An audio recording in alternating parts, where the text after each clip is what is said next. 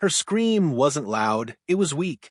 A tiny, muffled sound, like someone trying to cry through a wall. At first, I thought I imagined it. My disabled daughter, Lily, never screamed like that. But when I pressed my ear against the hallway closet door, my entire world froze. There it was, a shaky, breathless whimper. My heart nearly stopped. Lily? Baby? Silence. Then a terrified tap, tap, tap from inside. My hands shook as I reached for the handle, locked from the outside. Who would do this? Why would anyone trap a child, my child, in the dark like an animal? But then I saw it. A bright, yellow HOA violation sticker slapped across the door.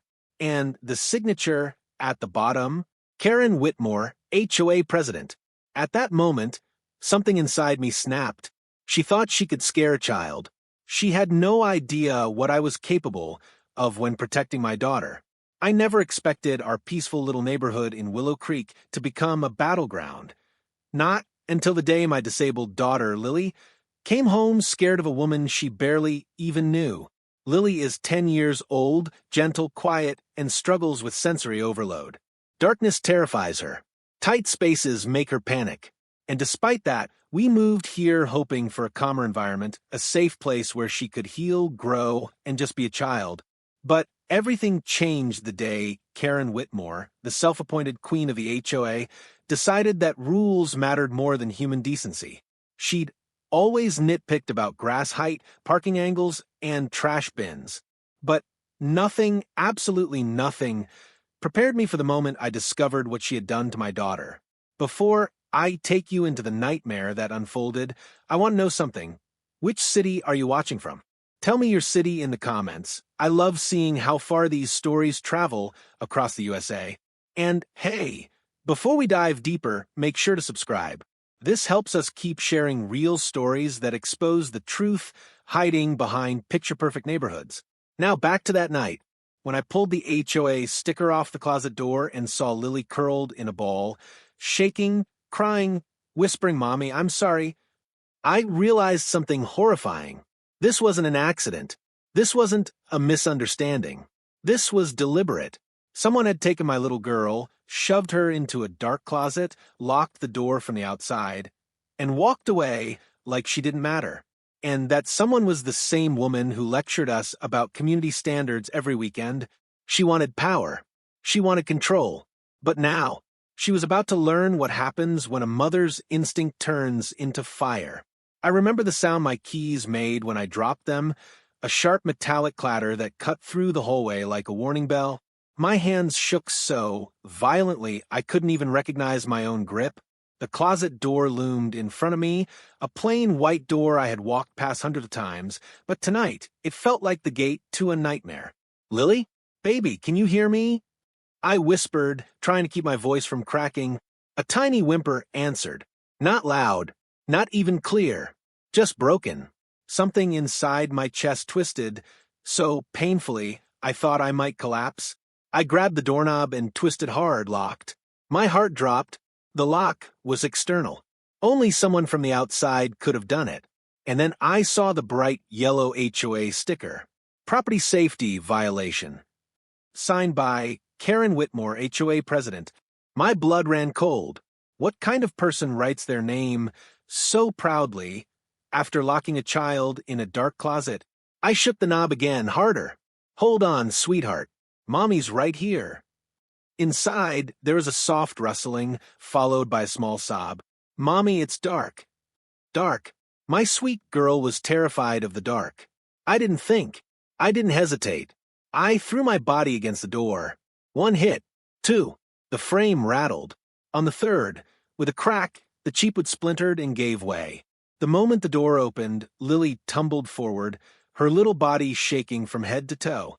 She was curled into herself, arms wrapped tight around her chest, like she was protecting herself from something the world couldn't see. Her hair was a mess, her cheeks streaked with tears, her clothes twisted like someone had grabbed her. "Baby, I've got you," I whispered, pulling her into my arms. She clung to me with a desperation I had never felt from her, nails gripping, face buried in my neck, breaths short and uneven. She wasn't just scared. She was traumatized. I lifted her gently, trying not to cry, though every inch of me wanted to scream. It's okay. You're safe. Mommy's here. But Lily kept repeating something under her breath, her voice trembling. I didn't mean to, Mommy. I didn't mean to. My heart cracked. Mean to what? I whispered, brushing her hair back. She swallowed hard, eyes red and swollen. She said I broke the rule. She said I ruined the decorations. She said I had to sit in the dark until I understood. My stomach dropped. Decorations? Rules? And then her next words turned my blood into gasoline. She pushed me inside. She locked the door. She said my mom needs to learn respect. Respect. Karen used that word like it was a weapon. I held Lily tighter. For a long moment, all I could do was breathe her in, trying to calm her, trying to steady myself, trying not to explode. But once I got her settled on the couch with a blanket and her sensory toy, my mind went razor sharp. This wasn't just a rule broken. This wasn't just someone being harsh. This was an attack, and it was deliberate. I stood up, pacing the living room as Lily watched me with scared eyes. I forced a gentle smile at her. Sweetheart, Mommy needs to step out for 1 minute, okay? I'll be right outside the door. You can see me the whole time. She nodded weakly, hugging her stuffed turtle. I stepped onto the porch. The cold air hit my face like ice, but did nothing to cool the fire in my chest. I looked down the street, the neat row of identical houses, the trimmed hedges, the American flags fluttering on mailboxes. Everything looked peaceful, normal, perfect. But beneath it all was rot. Rot in the form of one woman, Karen Whitmore. I walked towards her house. My fists clenched, my jaw locked. Every instinct in my body screamed a storm inside. But I forced myself to breathe. I had to be smart. Lily needed me to be in control. As I approached her porch, I heard voices, Karen's loud, arrogant voice echoing through her open window. I don't regret it, she was saying. These parents think they can break rules. Someone has to teach them. Teach them? Teach me? She laughed, a sharp, bitter laugh. Maybe now she'll stop acting like her daughter is special. Rules are rules. If I have to lock a kid up to prove it, so be it. I stopped breathing. She admitted it. She didn't regret it. She boasted about it. My hand slammed against her front door before I could stop myself. The wood rattled under my knock. The entire street seemed to fall silent. Karen swung the door open with a smirk already on her face. Oh, it's you. Her voice dripped with fake politeness. If you're here about the closet situation, then good. We need to talk about your daughter's behavior. I stepped forward and her smirk faded. My eyes must have shown something she hadn't expected. Something cold, something fierce. You locked my disabled child in a dark closet, I said quietly, each word sharp enough to cut steel. You traumatized her. You made her beg. You made her cry. You made her think she did something wrong. She crossed her arms. Well, she did. She ruined HOA decorations. She broke a rule. And I won't apologize for enforcing community standards. I stared at her. For a second, I couldn't speak. Then the switch flipped inside me. The one every parent has. The one that turns fear into fury. The one that wakes up the part of you that will go to war for your child. You think rules give you power, I whispered. But tonight, you just made the biggest mistake of your life. Karen's eyes flickered just for a second. Fear. Real fear. She stepped back. Don't threaten me. Oh, I'm not threatening, I said, leaning forward. I'm promising. Before she could respond, motion flickered behind her. Someone else was inside the house. Someone listening. And that was the moment I realized this wasn't just Karen acting alone. There was more. A lot more. And I was about to uncover everything. Tonight, the war with Karen began. The next morning, our quiet neighborhood didn't feel like home anymore. It felt like enemy territory.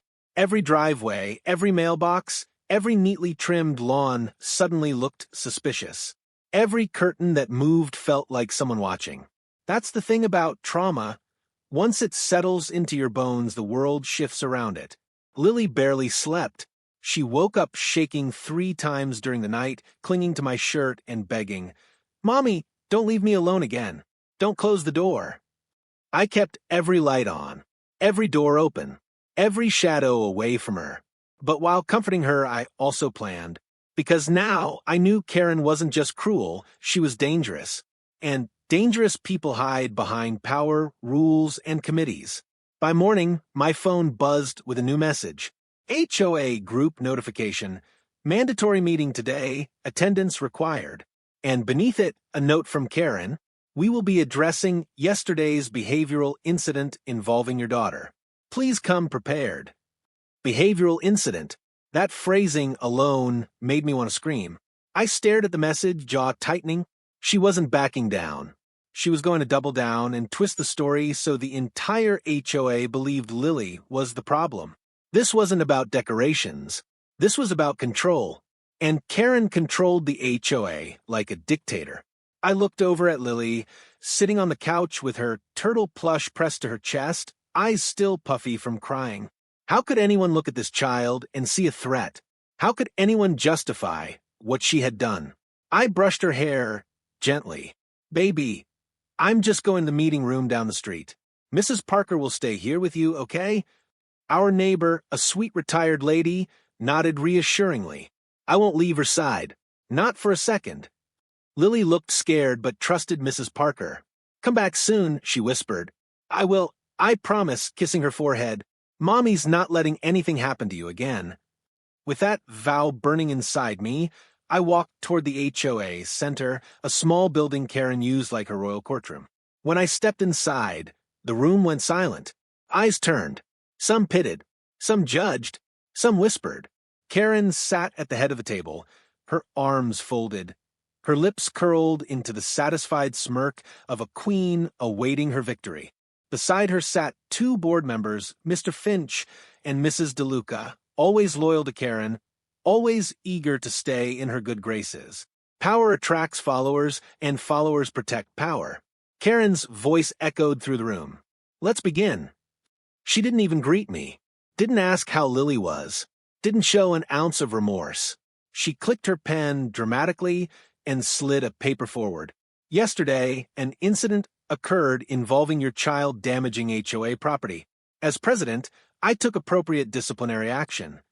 I raised an eyebrow. Disciplinary action? You locked a disabled kid in a closet. Gasps whispered around the room, but Karen didn't flinch. She wasn't locked. She was told to stay still until her mother arrived. The door closed accidentally. The lie was so smooth, so shameless, that for a moment the room wavered between truth and fiction. That's the power of people like Karen. They lie boldly enough that others hesitate to question it. I inhaled deeply, steadying the rage boiling in my throat.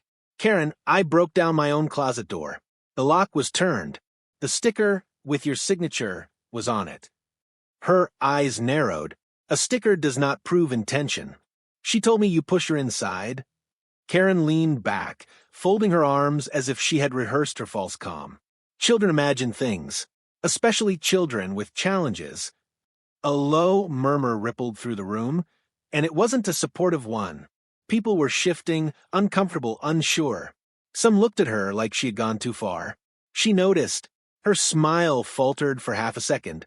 So she pressed harder. This neighborhood has rules, standards, expectations.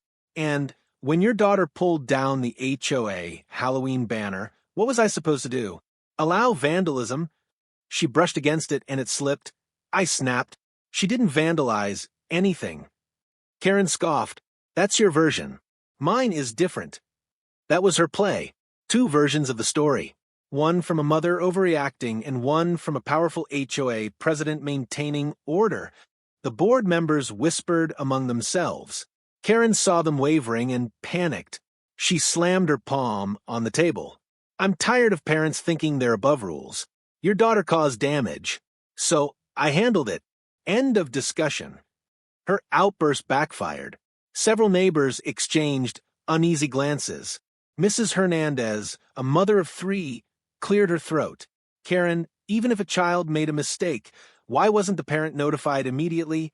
Mr. Jenkins added, and since when does the HOA physically discipline children? Karen stiffened, realizing the tide was turning. She lifted her chin high. I acted within my rights. No, you didn't, I said, stepping closer. You assaulted a child. You illegally confined her. And every person in this room knows it's wrong. Karen's eyes flashed. She wasn't used to anyone challenging her. Not like this. Not publicly. I could almost see the rage behind her smile, a forced, tight smile that didn't touch her eyes. She muttered, "Be careful with your accusations." I leaned in. "Be careful with your actions." The silence was thick enough to choke on. Then Mr. Finch, Karen's usual lapdog, cleared his throat, shifting nervously. "Karen, maybe we should review the security footage? Just to verify what happened." Her head snapped toward him. "There is no need." Actually, I cut in. "There is." Her eyes widened. Because she knew something I didn't. Something important. I folded my arms. "Why don't you want to show the footage, Karen?" Whispers rose. Faces turned toward her. Even her loyal board members looked uneasy. Her voice wavered. The cameras weren't functioning yesterday. Every camera? Yes. Convenient. The room buzzed with distrust. Her story was falling apart. And then it happened. A soft ding from a phone. Mrs. Parker had texted me a photo. The picture showed my broken closet door, and right beside it a tiny object I hadn't noticed last night, lying on the floor. A brooch. A gold circular brooch. Karen's brooch. She wore it every day, like a badge of honor. I turned my phone toward the room. "This was found by the closet. You dropped it while shoving my daughter inside." Karen's face turned chalk white. For the first time, she was silenced. Her power cracked. Her shield shattered. Her control slipped. I looked around the room and knew. This battle wasn't over. But I had just won the first strike. The HOA meeting ended in chaos.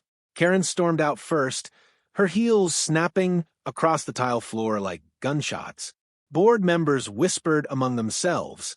A few neighbors approached me with cautious sympathy, offering soft smiles, awkward pats on the arm, or quiet, "If you need anything," remarks. But none of them truly understood what had just happened. This wasn't a disagreement. This wasn't a misunderstanding. This was war. And for the first time, Karen had been forced onto the defensive. But something still didn't make sense. Why had she gone this far? Why target my daughter? Why lock her in a closet over something as insignificant as a decoration? As I walked home, my mind replayed every detail. Karen's panic when security footage was mentioned, the way she snapped when her authority was questioned, the trembling in her voice when the brooch appeared. She wasn't just afraid of being wrong. She was afraid of being exposed. There was more. A lot more. I could feel it. When I reached the house, Mrs. Parker stepped outside with a worried expression. "She asked for you 3 times, she whispered. "Bad dreams." I nodded, exhaustion weighing on me. "Thank you. You've done more than you know." Inside, Lily sat curled on the couch, hugging her turtle plush as if it were a lifeline. When she saw me, she scrambled up and ran into my arms. "You came back," she whispered, voice trembling. "Always," I said, kissing her forehead. "Did anything scare you?" She shook her head, but her eyes darted toward the hallway closet. Now broken, the door frame splintered, the lock half-hanging. Even looking at it made my stomach twist. "Mommy," she whispered, "she's mad at me." "No, baby," I whispered firmly. "She's scared of the truth. That's why she acted like that." But in my soul, I knew Karen wasn't finished, and she'd be back. I spent the next few hours comforting Lily, letting her rest, letting her breathe. But as soon as she fell asleep, I slipped my phone out and opened a private browser. I searched everything I could about Karen. Past addresses, HOA records, legal complaints, neighborhood forums, anything that might explain her obsession with rules and punishments. At first, nothing unusual appeared. She had a spotless record, glowing reviews, years of HOA leadership. Too spotless. Almost curated. There had to be something deeper. Then a forgotten forum thread caught my eye. From a different city, dated 3 years ago. The username was anonymous, but the story was chillingly familiar. HOA president abuses authority, locked kids, out-of-pool area as punishment. I sat up straight, my heart hammered. Scrolling further, another entry. Filed complaint against president for physically grabbing my child. Case dismissed, no cameras. Another. President forced my autistic son to stand still for 20 minutes as punishment. And then, we moved away. The woman is unhinged. The city? Ridgewood Estates. Karen's old address. My breath caught in my throat. This wasn't new behavior. She had a history. And every case had something in common: lack of evidence, lack of cameras, lack of witnesses. She didn't enforce rules. She hunted vulnerable kids, kids she thought were problems, kids she thought made the neighborhood look less perfect. And suddenly everything clicked. Lily wasn't targeted because of decorations. She was targeted because she was different. Easy to blame. Easy to silence. Karen's secret agenda wasn't about rules. It was about control. And children like Lily were her easiest victims. Just as I absorbed that horrifying truth, a sharp knock hit my front door. 3 quick bangs. Authoritative. Impatient. I stiffened. Only one person knocked, like she owned every door in this neighborhood. I opened the door slowly. And there she was, Karen. Her hair was pulled tighter than usual, lips pursed, eyes burning with fury she could no longer disguise. "We need to talk," she snapped. "No," I said calmly. "We don't." She forced a smile, the kind predators wear to appear harmless. "If you continue spreading false accusations about me, I'll be forced to take legal action." I raised an eyebrow. "False accusations? You mean the brooch you dropped while locking my daughter in a closet?" Her nostrils flared. "Kids lie. Kids don't plant brooches." Her mask cracked. For the first time, she didn't look angry, she looked desperate. And desperation reveals truth. "You don't understand what's at stake," she hissed. "I built this community. I maintain it. I protect it. And I will not let you or your daughter ruin the order I've created." Order. That was her obsession. Not safety, not community. Control. What did my daughter ruin? I asked quietly. A banner? Or your illusion of perfection? Karen stepped forward, lowering her voice to a chilling whisper. "Children like her attract trouble. They cause problems. You should be grateful I stepped in." I didn't blink. "What you did was child abuse." She laughed under her breath. "A court won't see it that way. Not without evidence." She thought she had me cornered. She thought I was powerless. She thought I didn't know her past. But she didn't know what I had discovered. I pulled out my phone and turned the screen toward her. Her old forum complaints glowed under the porch light. "Funny," I said casually, "this looks familiar. You left Ridgewood Estates pretty fast after these incidents." Her face went blank, emotionless, dead, like someone had ripped the soul out of her in 1 second. She stumbled backward. "You don't know what you're talking about." "I know enough," I said, "and I'm not letting you hurt another child." Karen swallowed hard, eyes darting around like she was calculating escape routes. Then her voice dropped to a whisper dripping with venom. "You're making a mistake." "No," I said. "You did." She turned sharply and walked away. Faster, angrier, more rattled than I had ever seen her. But something about her retreat felt wrong. Uneasy, like this wasn't retreat at all, but preparation.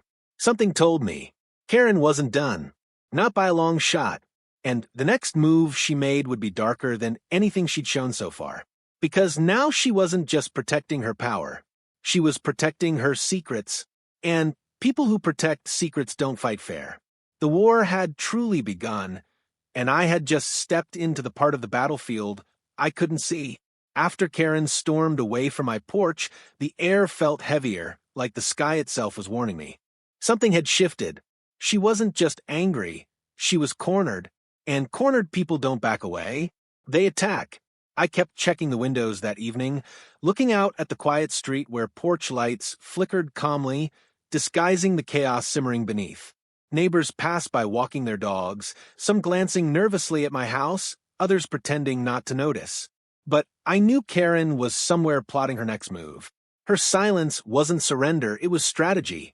Inside, Lily sat snuggled under a blanket watching cartoons, but her eyes kept darting to the hallway closet. Every time she looked, her shoulders stiffened. Trauma had fingerprints, and they stay long after the hand is gone. I knelt beside her. "Sweetheart, Mommy's here. No one's going to hurt you." She nodded, though fear lingered like a shadow behind her eyes. I heard her voice again. She whispered, "Karen." My heart clenched. "She's not coming near you," I said firmly. But even as I said it, I felt unease crawling up my spine. Because Karen didn't let go of power. She tightened her grip. After putting Lily to bed, I stepped outside onto the porch. The night breeze brushed cold across my face. The stillness was too perfect, too staged, like the neighborhood was holding its breath. Then I saw it, a figure standing down the street under the dim glow of a street lamp. Still, watching. A chill rippled down my spine. At first, I thought it might be a neighbor walking their dog, but there was no movement, no pet, no shift of weight, just a silhouette facing directly toward my house. I narrowed my eyes. The height, the posture, the sharp, stiff shoulders. It was Karen. She wasn't hiding. She wanted me to see her. A silent warning. I grabbed my phone and raised it slowly as if checking messages, but really zooming the camera. And that's when I noticed something terrifying. She wasn't alone. A second figure, shorter, broader, stood slightly behind her, half hidden. I couldn't make out his face, but his stance was intimidating, rigid, like security. Why would Karen need security? Who was he? And what did this mean? Something deeper was happening, something I hadn't uncovered yet. I went back inside and locked the door. My heart pounded as I leaned against it, trying to breathe. Why was she watching my house? Was she waiting for me to step outside so she could confront me again? Was she planning something for tomorrow's HOA board hearing? Or worse? I shook the thought away. I couldn't let fear control me. Not while Lily needed me strong. I checked the windows again. The street was empty. Karen was gone. The man was gone. The night swallowed them. But I knew she hadn't left. She was waiting. Around midnight, I sat on the couch scrolling through the old Ridgewood complaints again, trying to find patterns in her past behavior. Every case involved vulnerable kids, quiet, disabled, shy, anxious, children she could scare into silence without parents knowing. Then I noticed something new, a complaint filed by a man named Tom Whitmore. Same last name, same timeline. The message was short, president acting erratically, concerned for neighborhood safety. Filed 4 days before Karen left Ridgewood permanently. Filed by her own husband. My breath hitched. Why would her own spouse file a safety complaint against her? What did he see? And where was he now? I clicked his name. No new address. No social media. No digital footprint at all after that one post. It was like he disappeared. Cold, worry seeped into my chest. What happened to him? And did it have something to do with Karen's obsession with control? I didn't sleep that night. Every creak, every passing car, every rustle of wind made me jump. At 3:12 a.m., I heard footsteps on my porch. Slow, deliberate, a soft tap-tap on the door. My blood turned to ice. I grabbed my phone and crept toward the peephole. My breath caught. Karen wasn't at the door. The man was. The same broad figure I saw earlier. Black coat, baseball cap pulled low, standing still. He didn't knock again. He just waited. I dialed 911 with trembling fingers, but before the operator answered, another sound reached my ears. A faint, muffled cry from Lily's room. "Mommy!" Panic ripped through me. I spun around and ran toward her room. But halfway down the hall, a loud bang hit the front door. Boom. The door shook violently. Boom. He was trying to break in. Adrenaline surged through me. I grabbed Lily from her bed and held her tight. She was shaking violently, crying into my shoulder. "Mommy, it's happening again." "No, baby." I ran to the kitchen, grabbing the emergency flashlight. "I've got you." Boom. Another hit. The unlocked door trembled. Lily sobbed harder. "Make him go away." I pressed her head into my chest. "I promise you, no one is hurting you again." Then, just as I thought the door would shatter, the pounding stopped. Silence. I held my breath. Was he gone? Or waiting? I waited 10 long seconds, then 20, barely daring to breathe. Finally, I peeked through the kitchen window and saw the man walking away toward Karen's house. Calm, unafraid, like he had just delivered a message. My hands shook so hard I could barely hold the phone. I finally spoke to the dispatcher and waited until patrol cars arrived. They checked the porch, but found nothing. No footprints, no signs of forced entry. Nothing to file, nothing to prove. They left with sympathetic nods, telling me to call again if anything happens. But I knew what this was. A warning. Karen wasn't acting alone. She had help. She had people willing to intimidate, threaten, and enforce her twisted version of order. And the worst part? She had now crossed the line from tormenting my child to terrorizing my home. As the sun began to rise, painting the sky in dull gray light, I looked at my sleeping daughter curled against my side. I brushed her hair gently, my jaw tight with determination. Karen thought she could scare me. She thought she could break me. She thought she could silence me.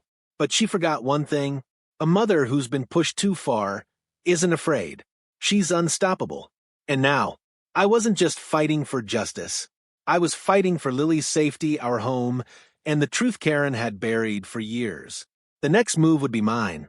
And this time, I wasn't coming alone. By morning, fear had hardened into something else, resolve. I was done reacting. I was done being scared. I was done letting Karen control the narrative, the neighborhood, and my daughter's life. If she wanted a war, I was going to end it. The first thing I did was call the only person who had always stood up to bullies, even before he became a detective. My brother, Daniel. When he picked up, his voice was sharp with concern. You sound off. What happened? I told him everything. Every detail. Every threat. Every scream. Every pounding on the door in the middle of the night. I told him about the man who tried to break in, about Karen watching me from the street with him standing behind her, about the past complaints from Ridgewood and Karen's husband disappearing, and about Lily's growing fear. I expected anger, maybe rage, but what I heard was much worse. Silence. Finally, Daniel spoke, his voice colder than steel. I'm coming over. Don't open the door for anyone. He arrived 20 minutes later, stepping inside with the presence of someone who dealt with threats far greater than Karen. A badge clipped to his belt, a notebook in his hand, the quiet confidence of someone trained to dismantle danger. He knelt in front of Lily, gently. Hey, princess, he said softly. Uncle Danny's here. No one's ever going to scare you again, okay? Lily nodded sleepily, clutching her turtle plush. He stood, face shifting back into detective mode. Tell me about the man. I described him in detail. Black coat, strong build, baseball cap, silent, calculated. Daniel scribbled notes. That wasn't a random guy, he said. That was intimidation. Planned, controlled. I swallowed. Karen planned it? Daniel looked toward the window. She's the connection. But I think there's more going on than some HOA president on a power trip. More. The word lingered in the air like poison. Then Daniel said something that made the room spin. I think Karen's husband didn't disappear. I think something happened to him. My breath caught. What are you saying? I'm saying no man goes off-grid right after reporting his wife for dangerous behavior unless something forced him off-grid. I stared at him. You think she... I don't know what I think yet, he interrupted softly, but I'm going to find out. By noon, Daniel insisted we leave the house. It's not safe, he said. People like Karen escalate when they feel exposed.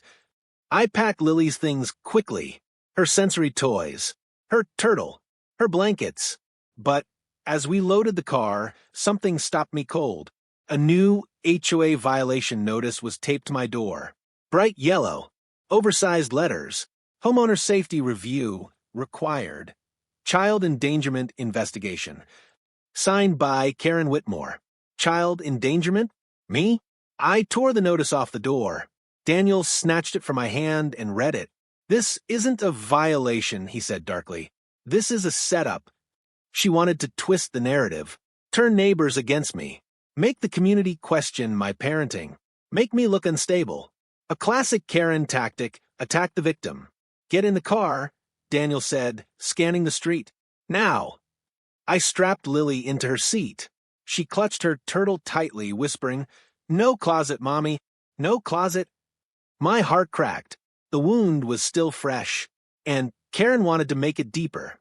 We drove to Daniel's place across town.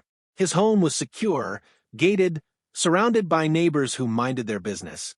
For the first time in hours, I felt Lily breathe easier. Daniel set his notebook down and opened his laptop. "I'm reporting everything," he said, "but I want evidence Karen can't deny." "We don't have any," I whispered. "Not yet." He began pulling up HOA, Public Records Board meeting minutes, and Housing Association documents. Then he froze. "What?" I asked. He turned the screen toward me. Highlighted on Karen's HOA presidency contract. Given full authority to enforce community discipline for safety concerns. A clause she likely added herself. A clause vague enough to allow abuse. A clause the previous board probably didn't understand the dangers of. Daniel cursed under his breath. She's been building power for years. We kept digging until something else appeared, something chilling. A police report from Ridgewood Estates. Filed confidentially. Never resolved. Never followed up. Reason for report. Spouse missing under suspicious circumstances. Last person seen with Karen W. My stomach dropped. The missing husband. The disappearance. The sudden move. All connected. Daniel whispered. She didn't just abuse authority. She covered something up. And suddenly it made sense why she reacted the way she did last night. Why she watched the house. Why she sent a man to intimidate me. Why she was desperate. Why she was dangerous. I wasn't threatening her HOA position. I was threatening to uncover everything she buried.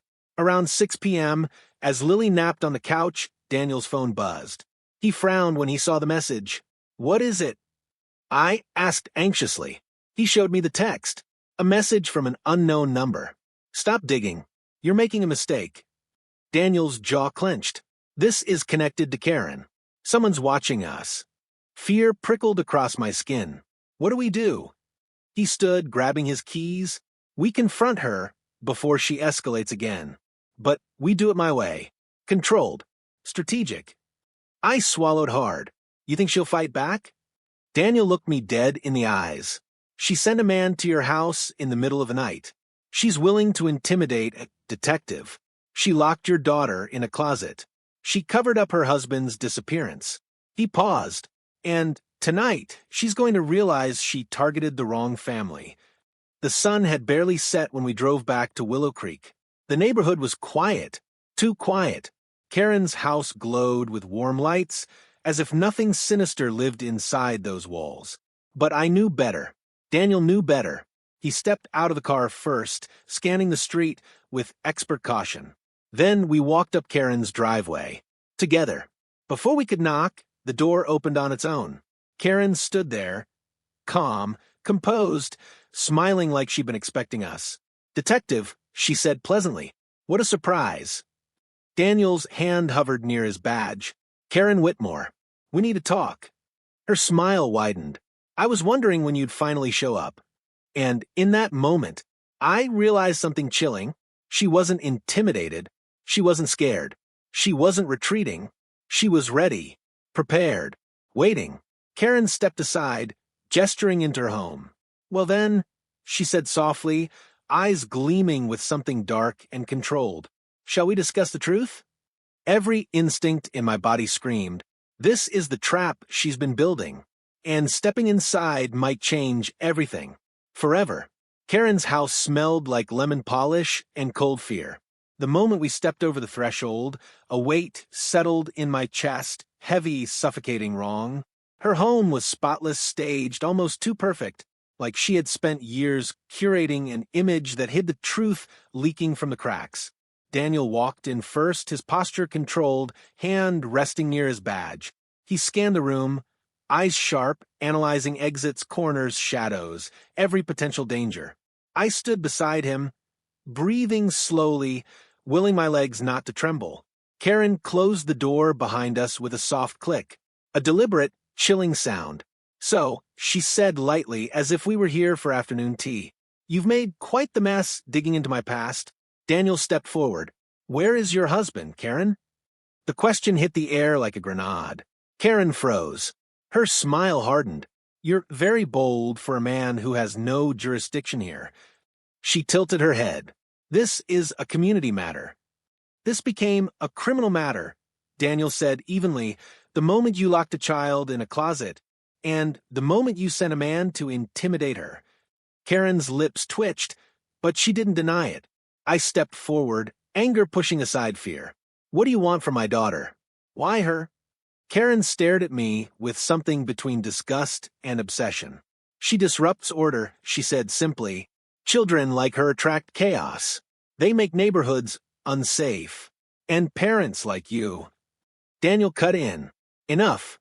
Tell us where your husband is." Her jaw clenched. "You don't understand him." Daniel took out his notebook. He filed a complaint. Days before he vanished.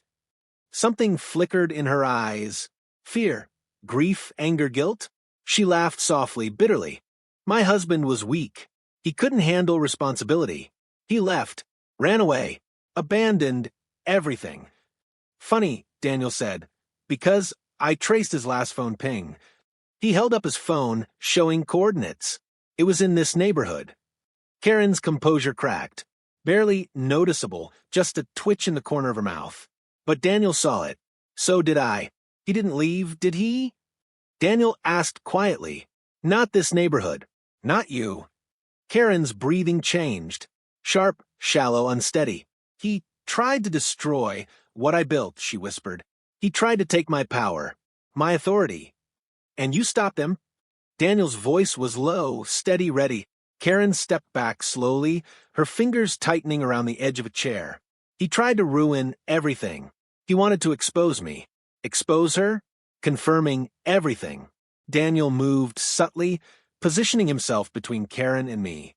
"Karen, what did you do?" For a moment, the room was silent, too silent. Even the house seemed to hold its breath. Then Karen smiled. A slow, horrifying smile. "Wouldn't you like to know?" Her eyes flicked toward the hallway. Daniel turned his head, just enough to see movement. A shadow, the man from last night, standing partially hidden, watching us, muscles tense like a coiled spring. "Back up," Daniel said quietly. "Move behind me." My heartbeat pounded. My legs turned to ice. But I stepped back, gripping the wall for support. Karen's grin widened. "You think I'm alone?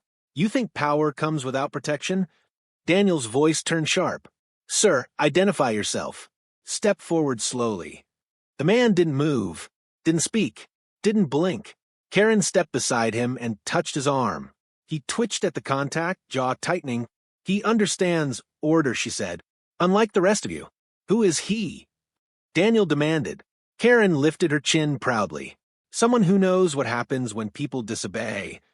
Daniel's hand hovered near his weapon. "This ends now. Move away from him, Karen." She laughed, cold, sharp, unhinged. "You think you're in control? This is my house. My rules."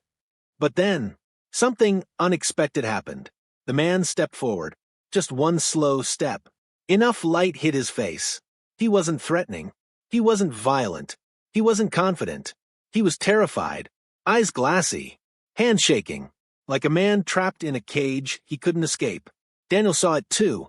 He softened his tone. "Hey, are you okay?" The man's lips parted, trembling. His voice cracked. I didn't want to do any of this." Karen whipped around instantly. "You will stay quiet." The man flinched like her voice was a whip. Daniel's eyes widened. "You're her husband." The man's eyes filled with tears. He nodded slowly. "What's left of me?" My breath escaped in a gasp. He was alive. Barely. Controlled. Traumatized. Karen screamed. "You betrayed me. After everything I did to protect you." Daniel stepped forward. "Sir, do you want help?" Tears streamed down the man's face. "Yes." Everything exploded at once. Karen lunged at him. Wild, feral, unrecognizable. Daniel moved faster. Grabbing her arm, twisting it behind her back, pinning her to the floor. She shrieked, fighting, kicking, screaming, "You don't understand. Order. You don't understand what I built. That child ruined everything." Her husband sank to the floor, sobbing. Daniel yelled, "Call 911 now." I fumbled for my phone, hands trembling, tears burning my eyes. As operators answered, Karen's voice ripped through the room. A raw animal scream. "Your daughter is the reason everything fell apart." Sirens wailed in the distance, growing louder, closer. Daniel kept her restrained, muscles trembling with effort. Karen thrashed violently until officers stormed in, pulling her up, cuffing her hands. Even then, she screamed through clenched teeth. She should have stayed silent. She should have followed rules. "This is your fault." Her voice faded as they dragged her away. Her husband curled into himself, whispering, "I'm sorry. I'm so sorry. I wanted to leave, but she wouldn't let me." Daniel helped him sit upright. "You're safe now," he said. "It's over."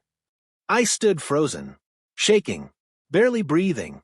It was over, but the damage was real, deep, lasting. When we finally stepped outside, the cold air felt like freedom. Sirens faded. Neighbors peeked from windows, whispering. Daniel squeezed my shoulder. "It's done. She's gone." But the first thing I saw was my daughter, Lily, standing on the sidewalk with Mrs. Parker, holding her turtle plush, eyes wide with worry. When she spotted me, she ran into my arms, sobbing, "Mommy, it's over?" I hugged her tight, tears soaking her hair. "Yes, baby," I whispered. "It's over. You're safe." But inside, I knew something else. We weren't just survivors. We were warriors. And tonight, we ended a monster's reign of fear. The truth was out. And for the first time, Karen had no power left. If you're still here, thank you. It means you stood with me through every moment, every tear my daughter shed, every scream Karen unleashed, and every truth that finally came to light. But this story doesn't end with Karen being dragged away. It ends with something far more powerful. A reminder that your voice matters. A reminder that you should never stay silent when someone abuses their power. Lily is healing. Slowly, bravely, one nightlight at a time. One deep breath at a time. One hug at a time. She still sleeps with her turtle plush. She still asks me to check the closet. But now, she knows Mommy will always be there. She knows she is safe. And she knows the world is full of people who stand up, fight back, and refuse to let injustice win. And if this story moved you, if it made your heart pound, your fists clench, or your eyes tear up even for a moment, then I need one simple favor. Backhand index pointing right, comment the city you're watching from. Let me know where in the world you stood with us today. Backhand index pointing right, smash that subscribe button. It helps us continue exposing stories like this, stories of strength, truth, justice, and families who refuse to be broken. Backhand index pointing right, leave a heart for Lily Red Heart. Show her she's not alone. Show her the world cares. Thank you for watching. Thank you for standing with us. And remember, justice always wins when good people refuse to stay silent.